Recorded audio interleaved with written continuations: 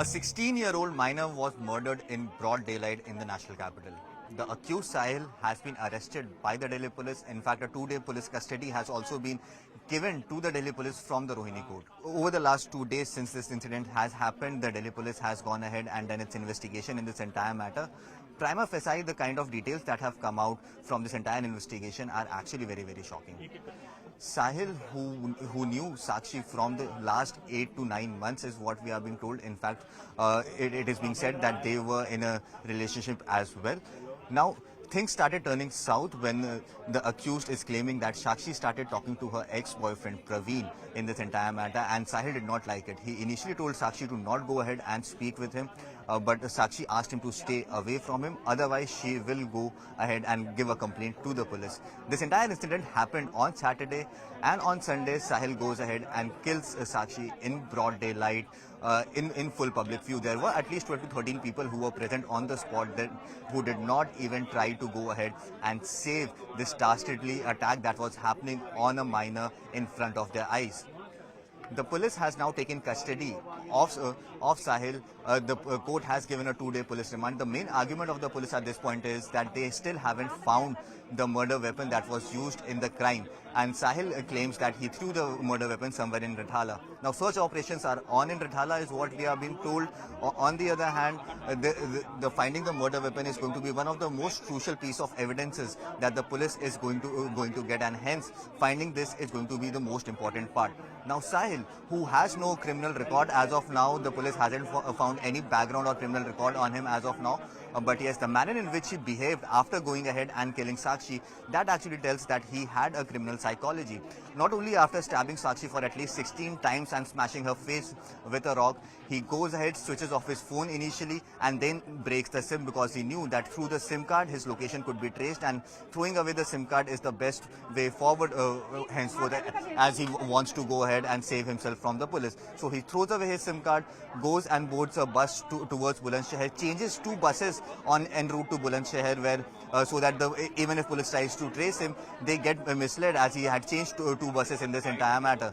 Now, the police has taken custody of Sahil and the investigation is going on. The next 2 days are going to be actually very, very crucial as it remains to be seen what more Sahil has to reveal as to what was the main motive behind which he thought that taking such a decision is going to be the best way forward for him.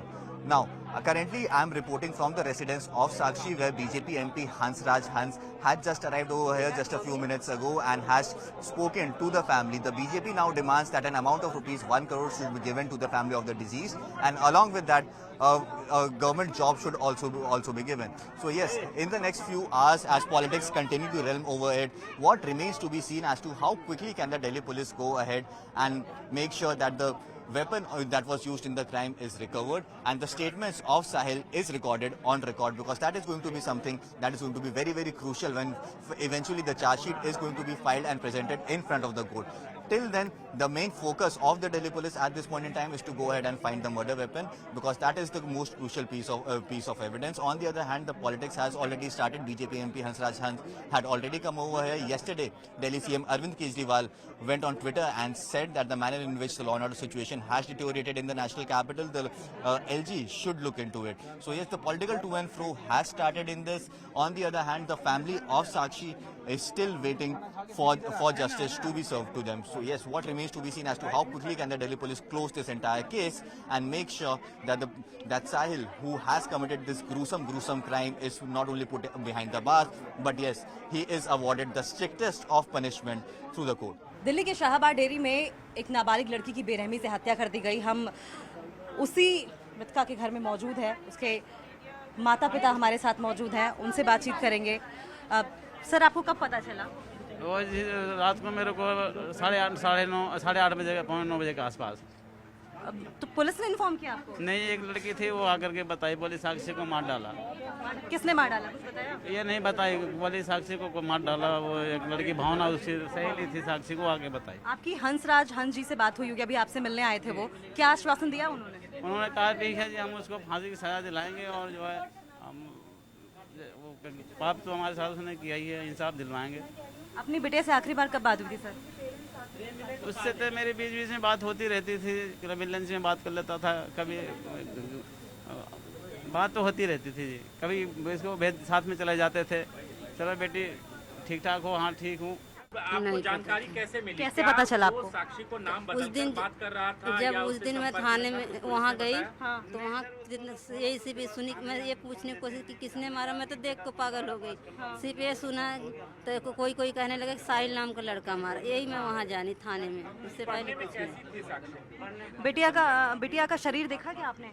मैं नहीं मुझे नहीं sir मैं देख ही नहीं सकती थी, ऐसे उल्टी हुई। अच्छा, फिर आखिरी बार आपने उसी दिन 1:30 बजे बिटिया से बातचीत की? हाँ 1:30 बजे अच्छे से बात करी, मम्मी मैं तेरा बेटा बन के दिखाऊंगी, मैं वकील बन के दिखाऊंगी, वकील बनूंगी, मैं आगे पढ़ाई करके। हमने कहा ठीक है बेटा, मम्मी तू बहुत कष्ट में रहती है, मैं तू बहुत गरीब है, मैं तेरे को पढ़ लिख के तेरी बहुत मदद करूंगी। इतनी बात मेरे से मेरी लड़की बात की। अपने सपने पूरे करके आपका नाम रोशन करना चाहती थी बिटिया? हाँ मैम कहती थी मैं तेरा नाम, मैं तेरे बेटा बन के, बेटी नहीं बेटा बन के दिखाऊंगी। वो बेटा बन के आज दिखा दी, मेरी से दुनिया छोड़ के चली गई। माला पहने हुए हैं, कभी हाथ में कलावा बांधे क्या उसके दोस्तों ने कभी बताया कि उनका कोई अफेयर था, ऐसी बातचीत थी किसी लड़के की? मुझे कुछ नहीं बताई। अच्छा, ये जो साहिल है उसके हाथ में, वो तो मुस्लिम है, उसके हाथ में कलावा है, क्या लगता है कि हाँ लगता है कि उसको बरगलाया गया है? मुझे नहीं पता, जब मैं अभी तक उसकी चेहरा नहीं देखी राज थी। हंस यहाँ पर आए थे क्या? और सांसद जी यहाँ पर आए थे, हंसराज हंस, क्या कुछ उन्होंने कहा, क्या आश्वासन दिया है? हमें मुझे जो बोलना कोई मुझे याद नहीं रहा, मैं भूल जा रहा हूँ, मेरा दिमाग नहीं काम कर रहा। ठीक है, अपना ध्यान रखिए। तो ये आप देख रहे हैं कि माता जी हैं मृतका की, और उनका साफ तौर पर यही कहना है कि बिटिया बेटा बनकर दिखाना चाहती थी, अपने सपने पूरा करना चाहती थी, लेकिन वो कर नहीं पाई। Incident that has shook the conscience of the nation, and not only the conscience but also has raised many questions on the capability of people, if at all they can go ahead and interfere when some gruesome crime is happening right in front of their eyes. Currently, I am reporting from the residence of Sahil. Remember, Sahil is the main accused in this entire matter, and this is the residence of Sahil, where Sahil was residing over the last 2 years. Currently, the person that you see on your frame is the landlord of Sahil. Sahil, आपके घर में रहता था भैया? कब से रह रहा था और कौन-कौन लोग यहाँ रहते थे? साहिल को 2 साल हो गया था जी यहाँ रहते हुए। उसकी 3 बहनें रहती थी, माँ बाप रहता था, साहिल रहता था, 6 मेंबर रहते थे यहाँ पे। हाँ जी। आपका 2 साल यहाँ पर रहा, तो कैसा व्यवहार था साहिल का? कभी लगता था कि ऐसा कुछ कांड कर सकता है? ऐसा कुछ नहीं था जी। कोई कंप्लेन आती थी नहीं या? जी, कोई कंप्लेन भी नहीं आती थी, ना ही हमसे लड़ाई झगड़ा कभी किया, ना उल्टा बोला किसी ने हैं। और दिखने में तो नहीं लगता था, बाकी अंदर की बात साहब कौन जानता है कि कैसे है। तो आप 2 साल से जानते हो उसको, ऐसा क्या हुआ होगा कि साहिल ने इतना बड़ा कदम उठाया? आपको क्या लगता है कि अब ऐसा? साहब अब उसके दिमाग की बात है जी, अब किसी की भी दिमाग की बात को हम क्या समझ सकते हैं। कल रात को साहिल वापस घर आया था? नहीं जी, कल रात से घर नहीं आया। आए हाँ। अच्छा, और ये परिवार वाले कहाँ हैं अभी? इनका कुछ पता लगा है? अब इनका भी पता नहीं है, लंच तक का तो यहाँ थे, 12 बजे के बाद में ये भी चले गए। बाप इनका थाने में है। और ये काम क्या करते थे? साहिल ही बस काम करता था या और लोग भी नहीं कुछ जी, फैमिली के काम करते थे? साहिल भी काम करता था। नमस्कार भैया। साहिल भी काम करता था, इनके पापा ये दरवाजे ग्रिल का काम करते थे, माँ इनकी दुकान डाल रखी है लिखने पढ़ने का काफ़ी किताब की। एक बहन इनका डॉक्टर है, क्लिनिक में रहती है, नर्स होगी या कुछ भी होगी। 2 जो छोटी बहनें थी वो स्कूल जाया करती थी। तो परिवार वालों ने कभी ऐसा कुछ आशंका हुई कि ऐसा कुछ हो नहीं सकता है, जी। कभी करवा सकते हैं? नहीं जी। ठीक है, बहुत बहुत धन्यवाद हमसे बात करने के लिए। So he was the landlord in which of the house in which Sahil was residing over the last 2 years. Now what has been done, he is clearly saying that Sahil did not appear to be a kind of person who was this violent and who could go ahead and commit such a gruesome crime. But yes, on the other hand, the entire family members of Sahil is not in their house at this point in time. What we are being told that till lunch they were present over here. Post that, the father has been taken to the police station and the entire family might also be in the safety of the police at this point in time. So yes, what remains to be seen now, since Sahil has been arrested, what more can he reveal which could actually spell out the details of what was going in his mind when he decided to go ahead and kill that 16-year-old girl in broad daylight, in full public view?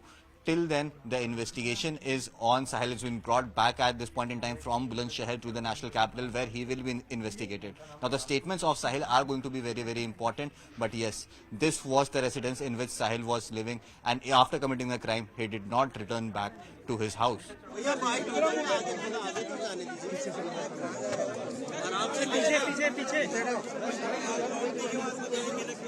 रास्ता दे दो, रास्ता दे दो,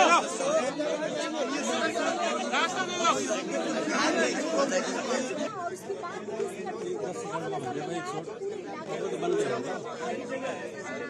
और शायद यही वजह है कि वहाँ पर तमाम लोग यहाँ पर